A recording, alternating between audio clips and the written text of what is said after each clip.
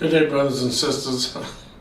I'm Lord Kalisha Keller. Welcome to another edition of Soulful Conversations. I am here today to introduce an individual, a friend of mine, named Roy Westover. Roy has an interesting position, unknown to most people in history. Roy was actually a fourth seat in what we know today as the famous three civil rights workers who was murdered in Philadelphia, Mississippi by the sheriff's department and the Ku Klux Klan. Before the trip began, Roy was asked to get out of that car and spearhead another car going to a different city in Mississippi.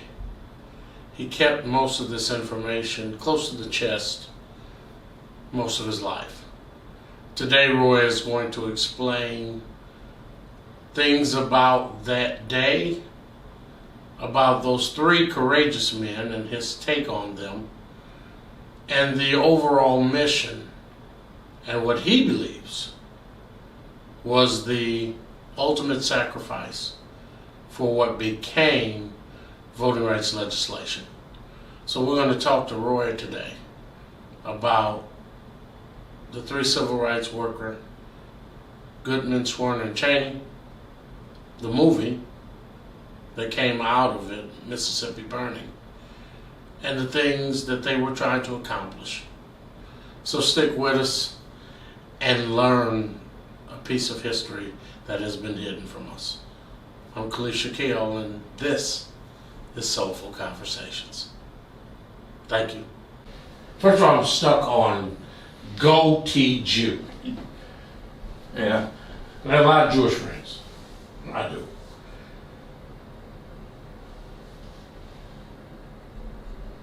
When you hear that, are you offended when you hear that? I'm offended from that time and what they meant by it. What they meant by it? Yeah. Because he was Jewish. And he was the leader. And he wore goatee. He was the leader. They were getting things done. They were the Klan in the Philadelphia, Mississippi area were offended that they had actually started this freedom school in this church. That's why they burned it down. They went over and beat the parishioners. There was there they beat them and then left and came back later that night and burnt the darn church down. Okay. So that's why. But he was a leader and he was known. His name was known. How long had they been, him, his wife, how long had they been there before you showed up? I don't know, but I don't know. I think it was a period of time. They were there for the whole summer. He was fully committed. That's what he was doing. All right. That's what he was doing. And the same with James. Had they received any threats? They had. They had received threats prior. Yeah. Any time you went and were registering people, you heard threats. Mm-hmm. But again, I got to tell you, I can't say that. I don't know. Maybe I was. They weren't shook, and neither were you. No. There wasn't. Roy, that's brave in itself. I'm telling you, that's brave in itself. I know that you don't want. That's brave from the group, not just you, but just anybody who did that. I'm a black man, so I am. You're a black man? Yeah, I'm a black man. Last time I checked. I am pleased that there were people who were prepared to, because I don't even know if I would have done that. That's deep stuff. You know, I it's interesting you say that. But after you called me and I started reminiscing a little bit, and I said to myself, knowing what I know now, would I have done that? Maybe ignorance is bliss. I don't know. I don't know what I've done that. But so they decided they were going to go up the next day. Okay. And Andy was part of it, and I was part of it. The four of us were going to go. Okay, so when you say I was a part of it, I was going to go up. I was going to go up to Philadelphia. You're leaving Meridian, going to Philadelphia. Yeah, probably. And how far is that? About 20 miles. Okay. 2-lane road. Okay. And actually, I happened to been over there a couple of years ago, and the road was still a 2-lane road. It was, honest to God, it reminded me of that. So we were to meet the next morning we talked a little bit at breakfast, and I was just more and more impressed with Mickey and James particularly. And Andy seemed like a nice fellow. He was very quiet. Seemed like a happy-go-lucky. Andy? Andy, yeah, Okay. Andy Goodman. Now, Mickey and Andy were both from New York City, I believe. Definitely, Andy was, but they didn't know each other. I suspect, thinking back on it now, they probably met in Ohio, and he may have come down with them. Okay. I'm not 100% sure of that. But anyhow, Who picked Philadelphia?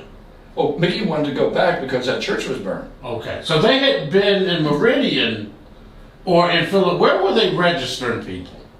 In Philadelphia. In Philadelphia. In other cities too. I mean, other cities. Meridian was the hub, and then people would drive from there. It was always 3 people, 2 whites and a black. Okay, now, I'm glad you brought that up. Yeah. Why 2 whites and a black? Usually, this is the way I was trained and understood it. Okay. 2 white guys in the front, the black guy sat in the back. Okay. Okay. Now, So I got to stop you there, Roy, Yeah. right? Because back of the bus. these are the people fighting to change the South, and yet they put 2 white guys in the front. And I don't want it to sound racist; it just does. No. So explain to me the methodology. Very, very simple. For police along the road, more likely to see the white guys. If there's a black guy driving, that car's being stopped. Okay. Makes sense. But they probably, looking back on it, they probably knew the cars, that these people had. I'm sure they were exchanging information, Right. these police things. But that was the reason. The reports were that after they were released from the jail, and I'll get to that, Okay. that, and then were followed by the Klan, and then eventually pulled over. The deputy put his lights on and pulled him over.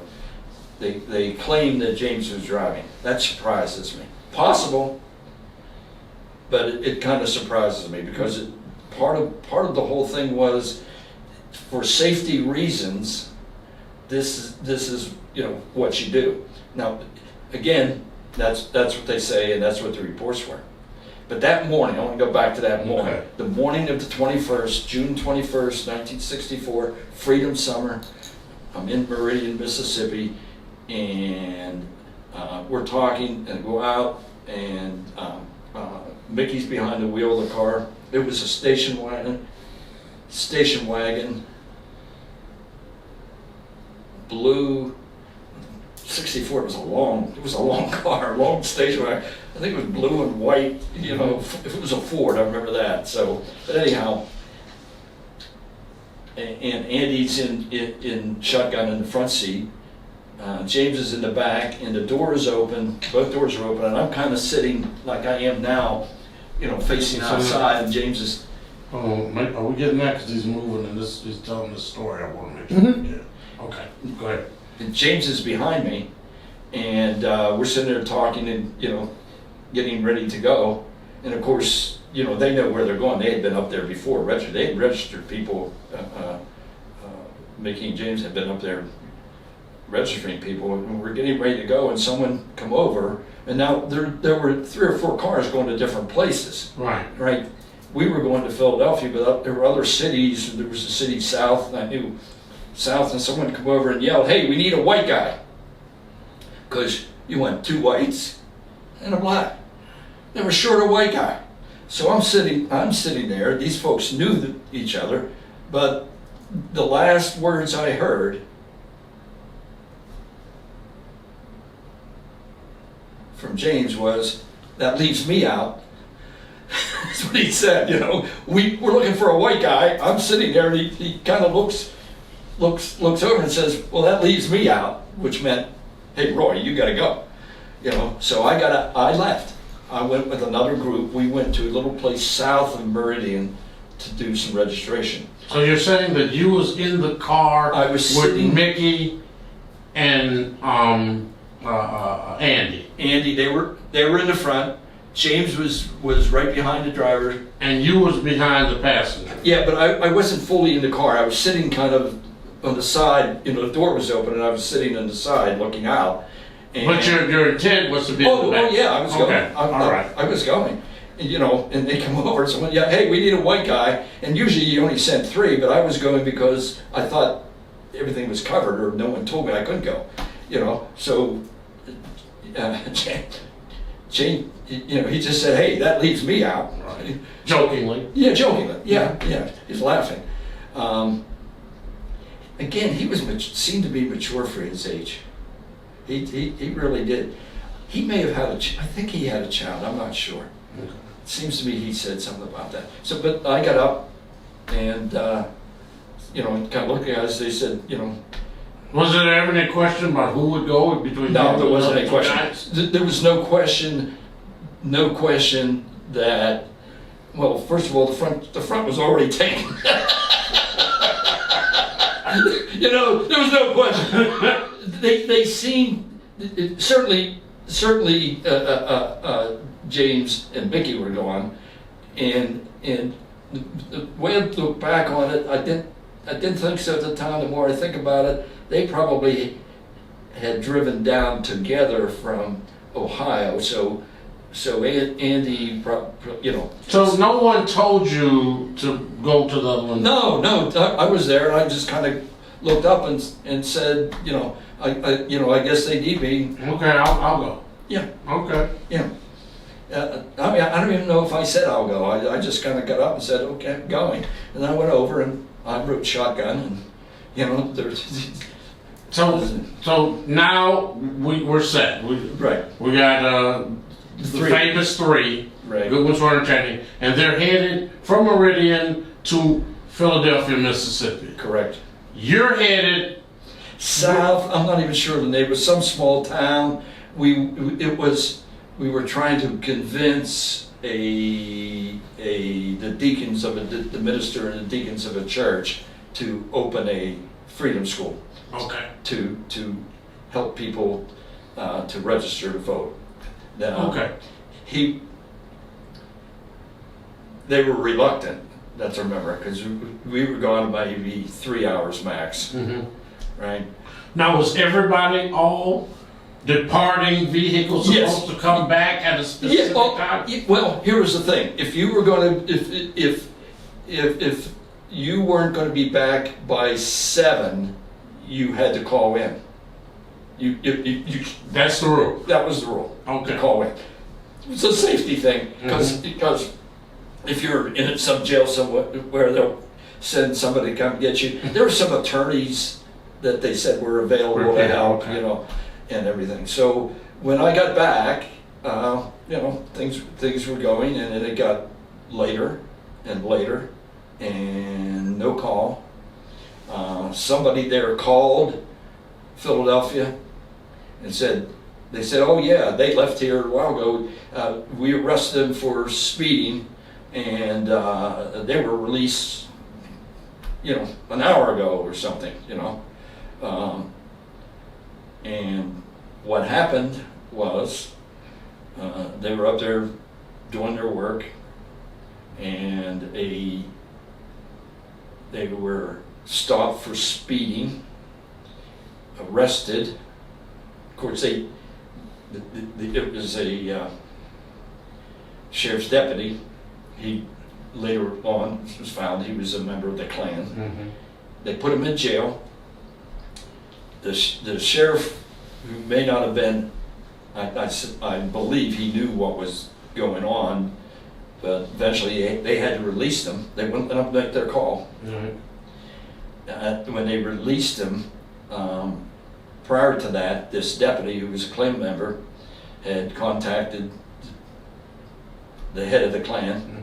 He got some folks from Meridian to drive up, some local people to drive up, and there were 2 carloads waiting, and they released him. They got in the car and took off. And again, now the reports were, and all the testimony was, that James was driving, but the sheriff then, this deputy sheriff, followed them. Right. And all of a sudden they had to be looking behind. There were 3 cars following him. The sheriff and deputy in his car, and and 2 carloads of Klansmen. They followed them outside of Philadelphia on Highway 19, starting down, not far out of Philadelphia, still in the county, Neshoba County, something like that. I've been on that road. Yeah, you have? Going to Silver Star. Yeah, exactly right, yeah. There's a plaque there, I don't know if you ever saw it. I've never seen the plaque. Yeah, I was shocked. I thought it was on the other side of the road, but it was on. If you're heading south, it's on the right side. But as they were there, he lit them up, pulled them over, and took them into his car. Took them a little further down Highway 19, where they were shot.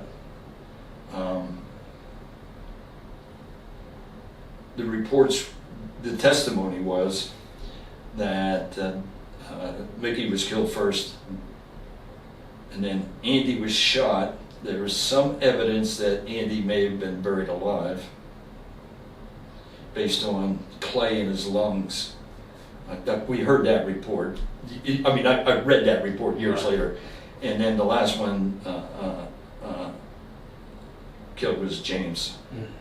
And there's a famous line that the testimony, the very famous line of a guy when he shot him, and he said, "Well, I got to kill one of them, but all you left me was this." It was a nigga. Yeah.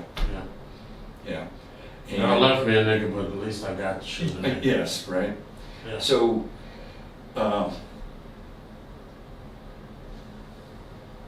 they loaded him up,